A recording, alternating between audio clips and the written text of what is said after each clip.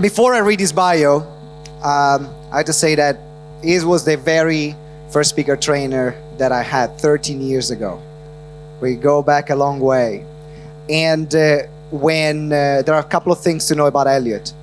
One is one of the most selfless people that I've ever met. If you had the pleasure to work with him or know him, you know that for him it's all about the vision, it's all about the experience, and it's all about others. And the other thing that is incredible, he has a gift to create a talk that is really mesmerizing. In fact, he's a speaker director. Transforming talks into unforgettable experiences. He's a renowned expert in elite speaking techniques. He is a 6-time author, 2 of them bestsellers, and one of these books is actually going to be in your tote bag for later. Ooh! He runs 7 speaker brands in total, but Elliot doesn't just deliver another good talk, he creates an unforgettable experience. An award-winning entrepreneur with a focus on the anatomy of world-class speaking, Elliot K. trains CEOs, speakers, and leaders to master the elite technique that only a select few possess. Please be upstanding for the one and only Elliot K. Thank you. Here I am in my speaker gear. How do I look? This side likes me a bit more than this side. You'll be like, yeah. They're like, woo. How do I look? Sexy. Stop it.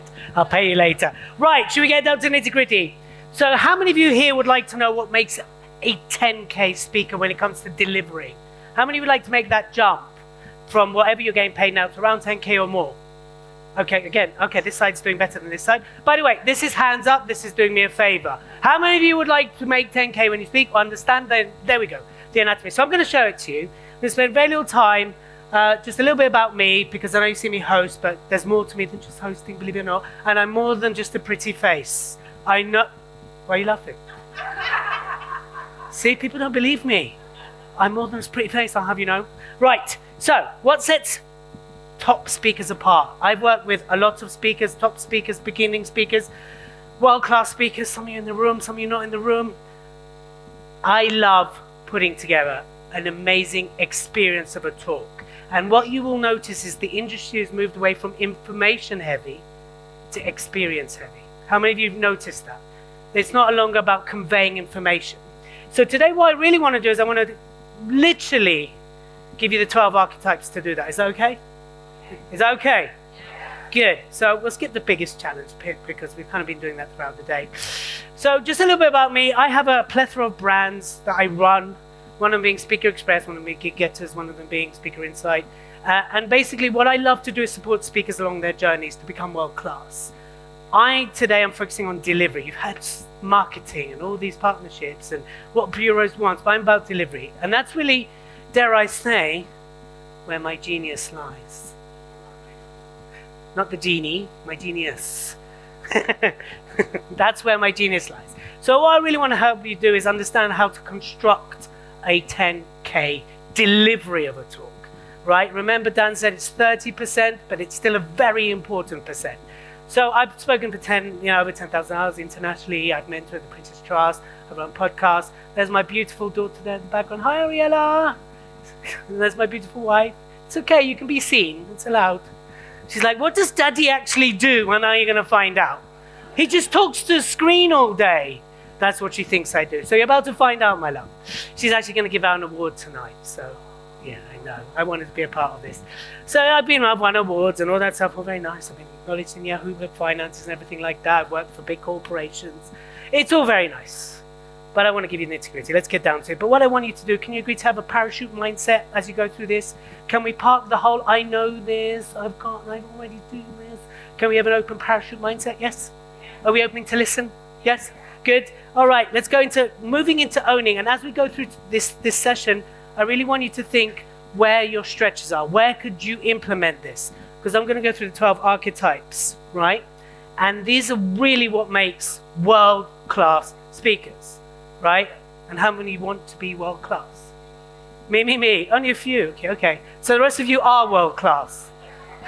Good. I like it. I love that. Absolutely you are. I want to give you some tools to be even better. So the first archetype is motivator. right? Now, a lot of people think the motivator archetype is about being loud. It's like being Tony Robbins, right? Actually, the motivator archetype is about unconditional belief in the people you're speaking in front of, right? It's a whole, I believe in you, whatever you do, I believe in you, I absolutely believe in you, you can do anything you want, I believe in you. It's that energy. Now, the archetypes, by the way, isn't about acting, right? It's about being. It's shifting between these energies, which allow you to deliver with multi-dimensions and offer a different experience. So Tony Robbins is a master of the 12 archetypes. He's known for motivator because he's big, he's loud, he gets everyone jumping and clapping. Yes, yes, yes, yes. Who's seen Tony speak? World class. When you agree, whether you like him or not is different, but he's world class, right? He's the motivator archetype. And Mel Robbins, right? It's about the unlimited belief in your audience, in the people you're speaking in front of. It's unconditional belief. That's the motivator archetype. But I can see a lot of you thinking, is that me? Is that not me? Right? Am I Mel Robbins? Am I Tony Robbins? You?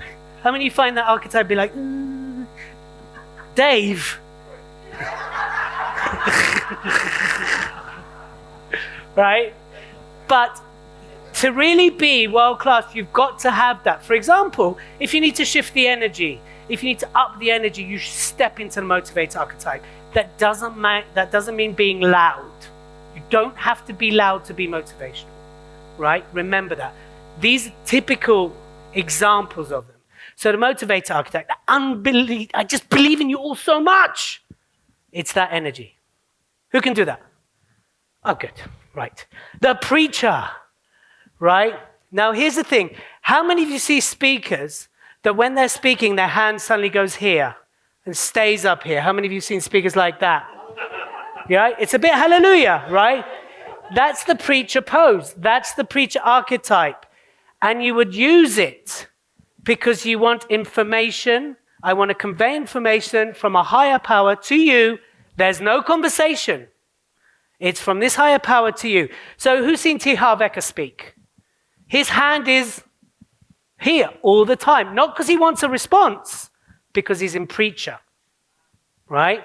So it's about, I know the information, you know what I have, there's no conversation, and it comes from a higher power. So it's actually a pose. This is known as a preacher pose.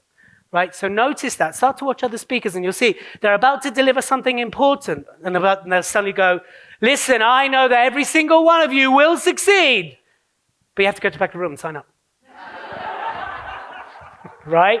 You don't do that. That's Jester. We'll come to that. But it's up here. It's no conversation, information from me to you, preacher.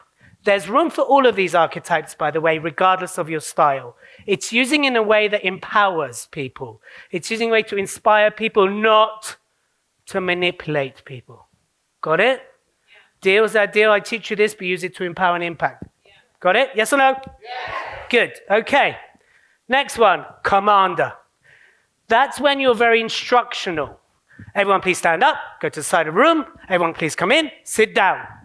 Right? That's your commander archetype. And again, there's times for that, especially when you're doing big crowds. I think you noticed before when people were coming in, when I was in the middle of introducing, excuse me, you lot, boom, commander, took control, sat people down.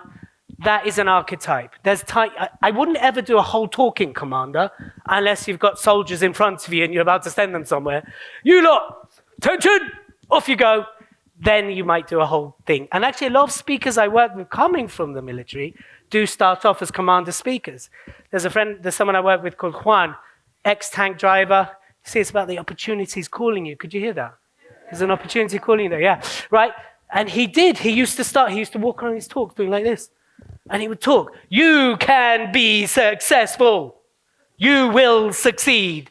I was like, Juan, you need to just dial in the commander. Let's just rein that in, buddy. Like, let me have some heart here. What do you mean? I am being hearty. No, you're a character from Harry Potter right now. But anyway, right? So yes, but there's time to be instructional, directive, right? And bringing people in. So that's the commander archetype. How are we doing so far, people? It's Donald Trump. He's preacher, by the way. He's preacher. He's preacher. There's no two-way conversation with Trump. We're not going to get political, right? But he's preacher. FYI. Okay, you learning one or two things?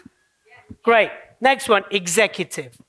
Now, this is where most speakers are stuck, right? I have the information, and I'm going to convey the information, and you're going to listen to the information, and this is why I'm only getting paid $1 or $2 grand, because all I need to do is say information. Now, we have enough information. We have information coming out of our backsides, right? We have TikTok, YouTube, Google, Substack, how many other things? Blogs, podcasts. We don't need more information. We need implementation. We need an experience. Now, most speakers are executive speakers. That's it, which is very teachy. Nothing wrong. None of these are right or wrong. What I want to do is expand your repertoire, right? Brian Tracy, you've seen him speak. He's incredible. He's also Majesty, by the way, which I'm coming to in a minute. But he can stand in one spot for 3 days and hold a room. It's incredible how he does it. It's amazing. I'm like, how's the guy doing? He doesn't move. Yeah, he holds the room. So incredible. That's because he has a mixture of executive majesty, right, which we'll come to in a minute. And he's very much a caregiver as well. He's very heartfelt, right? Elon Musk is very executive. Information and data, information and data. And then Amy Cuddy is also very executive. She talks very data-driven. It's all very heady, right? So that's executive. So a lot of people are executive speakers, right? No, again, no right or wrong. Just want to expand your repertoire, right? Then we got Jester, right? You might recognize a few people. Obviously, I use the king of Jester, Elliot Kay. Oh, no, I mean Tim Carey, right? Does anyone know the guy at the top, Jeff Ram? Yeah? He's very jestery when he does his talks. Now, Jester's great for changing energy, uplifting, but it's also a way to get something across using humor. But not humor that's self-deprecating or alienating. It's fun. So you see me a lot going into jest, especially when I'm hosting, I'm gesturing a lot. And also the movements are kind of like this and quacking and working, right? So jester is a really great archetype. Again, it doesn't mean being a comedian, but it means lightening the mood. It's light, it's up here, it's fun, right? And a lot of speakers are a bit like, I'm a speaker. I'm very serious. Because I'm executive and I won't jester. I don't know why, sorry if that sounded a bit German. I didn't mean it to sound out.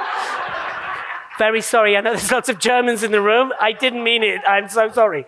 But it's about lightening the mood, but not in a way that's alienating to the audience, okay? So again, Jester Archetype's fantastic. And Jeff Ram, if you haven't seen him speak, he's such a good example of that because he's so playful.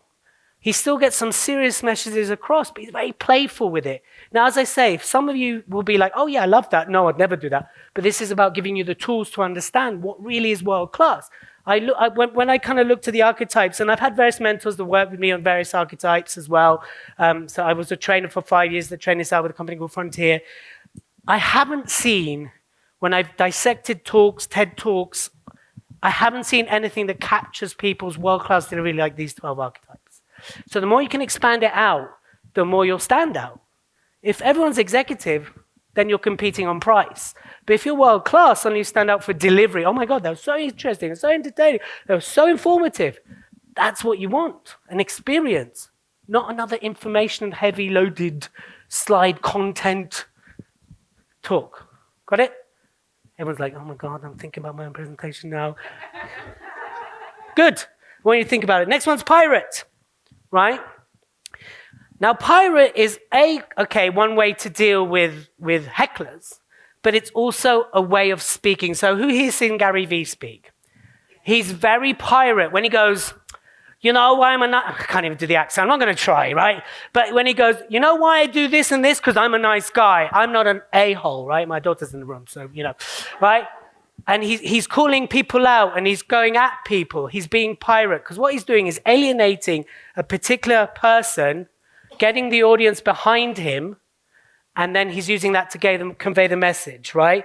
And again, so Ken Robinson, very pirate when he does TEDx about education. He's very pirate. He's calling things out. Yes, he's using gesture as well, but he's calling things out and being pirate, right? He's alienating a certain subject and getting everyone behind him to rally, go, yeah, that's true. Education is stifled by lack of creativity. Yeah, he's so right, but he's doing it in a pirate manner. Can you see what I'm getting at here, people? Yes, it's making sense. If you're like, I don't know what you're on about, watch them talk then. Who here has seen Sir Ken Robinson's TEDx? TED. TED, not TEDx. Watch it. It's about education. It's a brilliant example of pirate. And again, Gary Vee, when he's like standing there doing his talks for $250,000, right? He's very pirate. And now you'll start to notice this on speakers. Now you've kind of had your eyes opened. Now you've had your eyes opened. Yes. I love you. Like, oh, wait a minute, what's it doing there? Right. Next one, superstar. Right? Here's the thing. I know, Jazz, you love the fact that Beyonce's on there. Hey, Jazz. Right? And Michelle Obama. Superstar. Here's the thing about superstar. A lot of speakers come on the stage and they run on, big entrance and go, how many of you here would like to be great speakers? Put their arm here. How many relate to this? Superstar is about using this space up here. And 95% of speakers do not use this space.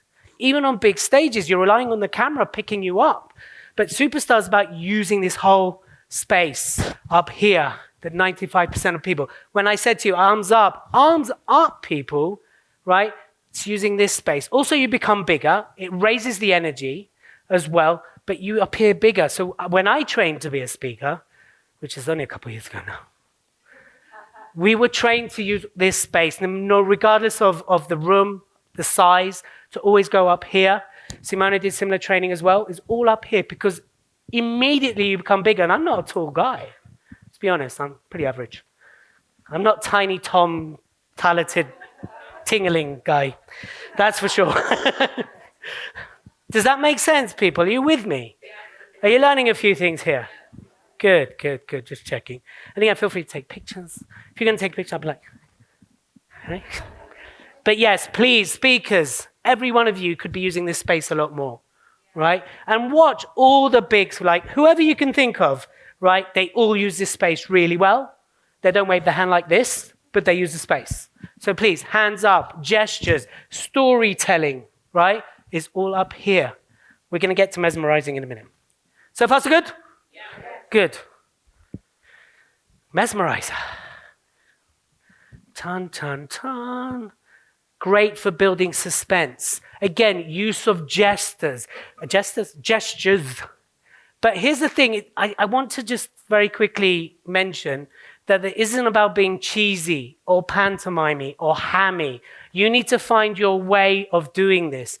But when you look at someone who's telling a story and they're using gestures and they're mesmerizing, you get pulled in that bit more. When you take people on a journey and using your arms and you're describing things and you slow down your voice. And then this happened. And using the arm.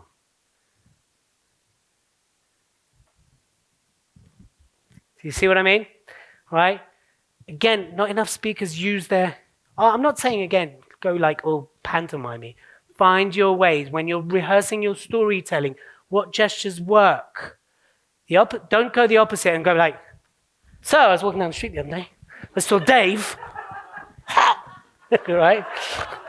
I'd like to try and kick, but you know how tight these trousers are? Jesus.